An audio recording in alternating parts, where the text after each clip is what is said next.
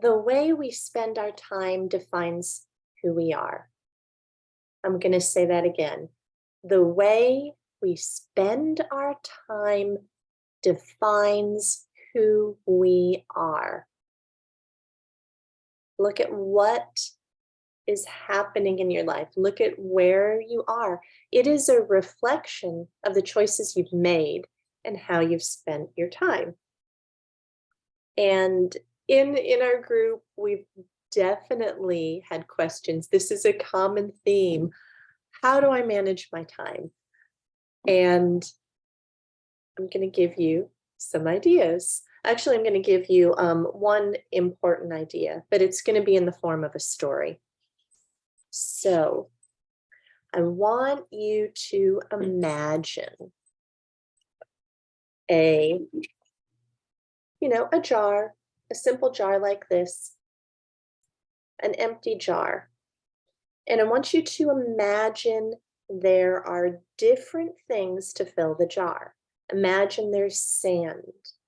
Imagine there's some pebbles. Imagine there's some bigger stones. And you need to get it all inside this jar. What are you going to put in first? Now, if we take the sand and fill up the jar, it might come to here. Put the pebbles in, might come to there. Everything's going to be even. And, some of the bigger rocks. And when you get to the top, those bulkier, bigger rocks are going to be sticking out. You're not going to be able to fit as much in the jar if you're not strategic. Now, imagine we dump it all out and we fill up the jar with the biggest things first, the biggest rocks, then some of the smaller rocks. And then finally, at the very end, if we take the sand and pour it over the top, it's going to fill into those little spaces. And you'll be able to fit everything in the jar if you are strategic. Now, this little example may seem familiar to you. Many people have done it and demonstrated it. And it goes to show that with your time, you want to take care of your biggest rocks first. What are your biggest rocks? Only you can determine that. That's your priorities. So the first key in your time management is those big, important things, those non-negotiables. So our Tuesday tip, the challenge for the week is decide what is the most important in your life.